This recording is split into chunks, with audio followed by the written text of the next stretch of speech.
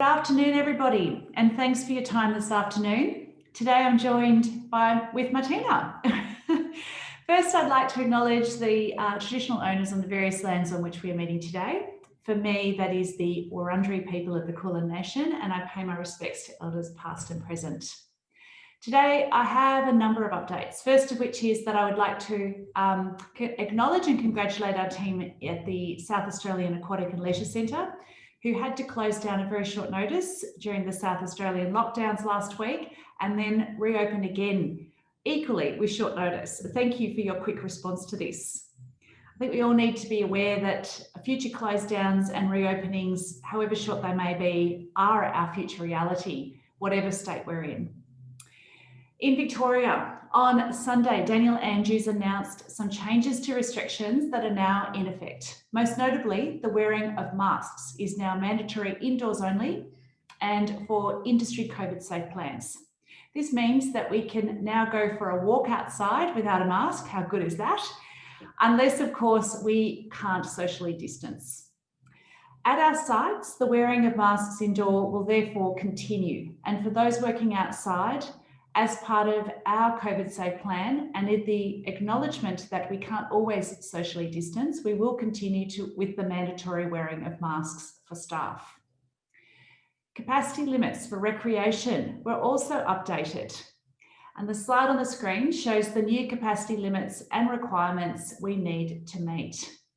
The capacity limit for outdoor recreation and outdoor pools has increased to 500 and 300 respectively. And the capacity limit for indoor recreation and indoor pools is now 150.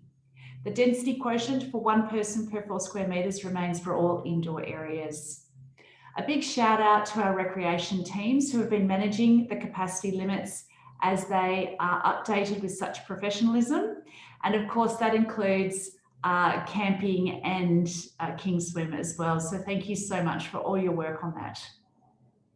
It's so exciting to see these limits gradually increase and expect them to once again increase as we head into COVID normal steps of the roadmap to recovery after, touch wood, almost 27 days of no cases in Victoria. On another positive note, we have also received an update today from the government regarding further changes for camps. There are now no restrictions on travel between metropolitan Melbourne and regional Victoria, as we all know, meaning school camps can now resume across Victoria for all schools. Furthermore, we've received advice that multiple schools can now attend a single camp facility. All visitors, including parent helpers and service coaches and mentors, are now permitted to attend on site, subject to physical distancing between adults. We know how in-demand bookings have been for camps as the year comes to a close, so we're really pleased to be able to welcome back school groups from all around the state at our wonderful camp locations. And of course, we've been doing a wonderful job with day camps as well. Daniel Andrews also announced that from Monday next week, 25% of office workplaces may return to work. And you may be wondering what this will mean for the Y. As previously mentioned, we have informed staff who are working from home currently that they can do so until March, and that hasn't changed. However, I know that some staff are keen to return to the office when they're able to do so. We're currently working through the details of how that can happen to ensure a safe return for staff who wish to. It won't be from next week, but we are working through the process. I'll keep you updated on this work. As I've mentioned in the previous webinar, those whose jobs lend themselves to an office environment, for example, our contact centre staff, will be prioritised. And firstly, I'd like to thank, finally, I'd like to thank those who attended the virtual thank you staff and volunteer event last week. It was a great opportunity to celebrate our collective achievements and acknowledge some staff and volunteers who made an exceptional impact this year. The event was hosted by Megan, a volunteer from Youth Parliament, who was outstanding. Megan brought us all together with equal parts of humour and professionalism, and the amount of feedback I've had and heard about how amazing she was has been incredible. So well done, and thank you, Megan. We were also enjoyed by Terry Metropolis, who shared his incredible story. Terry was diagnosed with brain cancer and was told to fear the worst. And after brain surgery and 4 years in hospital, while having miraculously survived, was told he would never walk again. Through the YMCA Open Doors, Terry began a rehabilitation program at McLeod Fitness and Recreation Centre, where he slowly learnt to walk again and developed a wonderful friendship with his personal trainer, Troy Haynes. The pair do remain family friends. I believe Terry feels that Troy is like a son to him in many ways. Terry's amazing story doesn't end there. Now keen to give back, last year Terry walked from Adelaide to Melbourne to raise money for causes he is passionate about. From his walk, Terry donated $60,000 to the Y, which is just incredible, to our Open Doors. And this money will go towards supporting more members of the community in need, just like the Y supported Terry when he needed it the most. Look, I encourage you all to watch the recording of the event, which was sent out to you earlier this week. It was a really inspiring and entertaining event. I'd also like to once again congratulate our award winners, Todd Nichols, Samantha Tantum, Curtin Angel, James Weston, Michael Delaney, Jessica Gaunt, Jake Alloway, Leon Tan, and the virtual Y team. I wish you all the best of luck in the National Y Awards this weekend. And finally, now we are returning to a more normal work environment. Work is underway to revisit and refresh our organisational strategy. We are starting with our risk appetite and purposefully designing our workplace culture.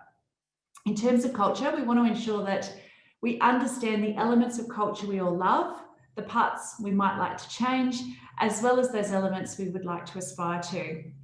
We want your input on this. So please watch this space, as it's our collective culture we all want, and want everybody's to be part of establishing what that is.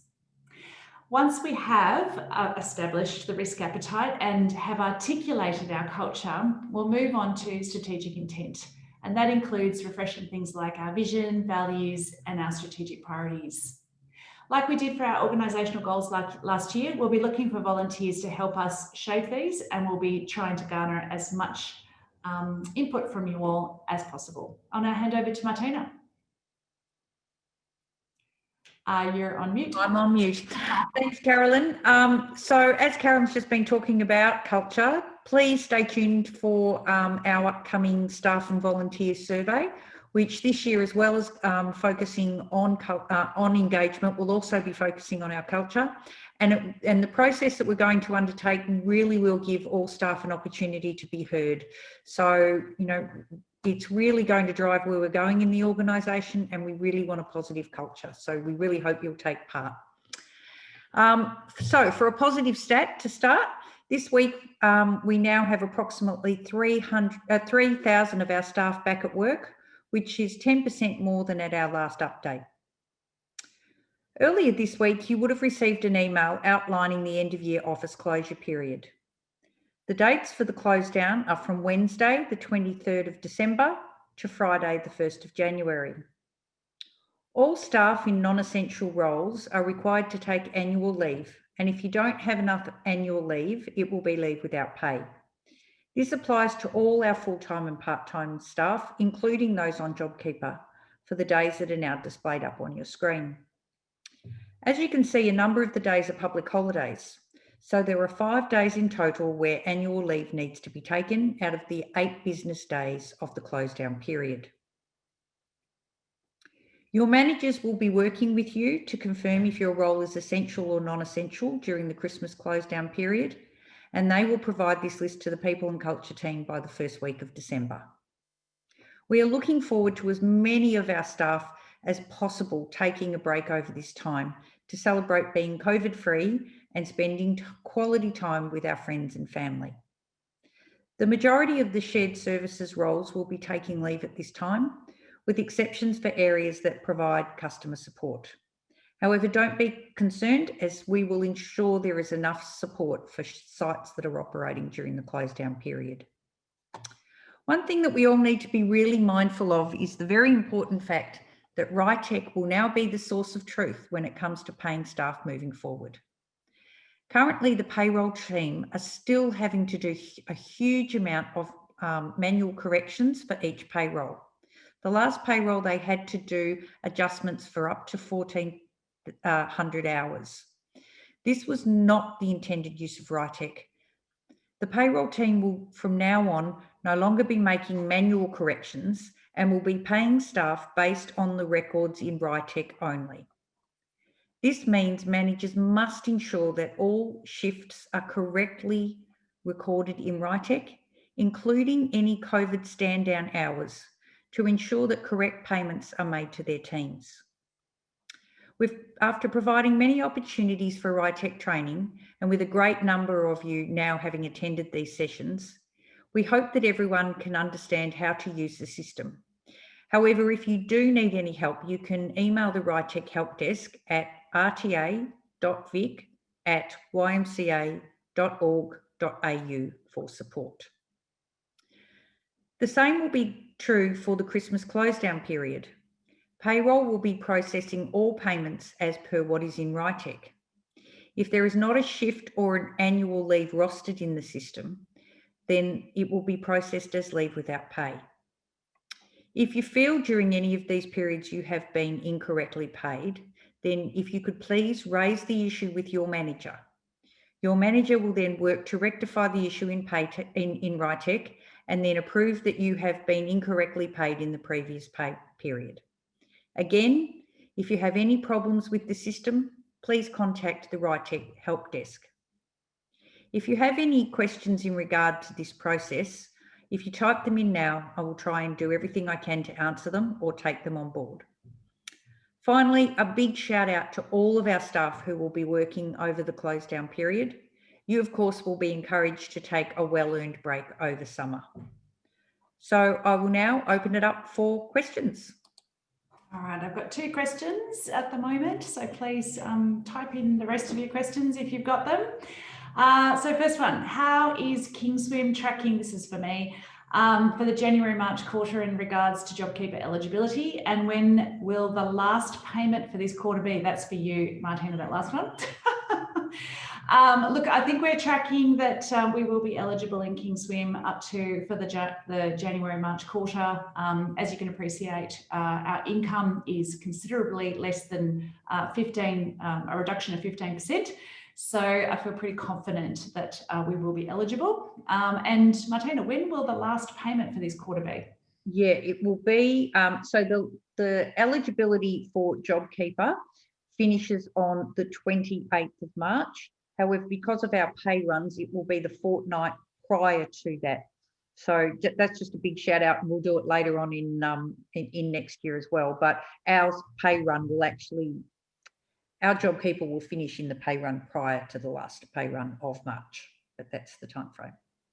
Because we have been paying JobKeeper in advance. Yes.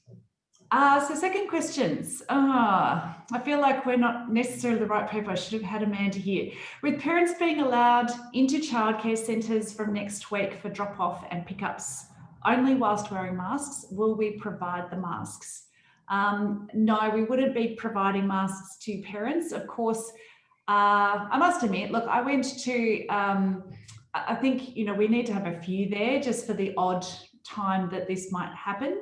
And I went to a golf course and I completely forgot our masks, and they gave us a mask. So, from a customer service perspective, we need to, sort through that, but we aren't going to be, mandatory providing masks like you would at a hospital, for example. Also, the second part of this question is also, will that mean that we can now use the service of agency staff, as we are very short on casuals at the moment? Thanking you. Look, we try to really minimise the use of agency staff. Obviously, agency staff are very expensive, and we want to make sure that we have as many casual staff on it as possible, that we can avoid using agency staff. But of course, if we have to, that is what we will do.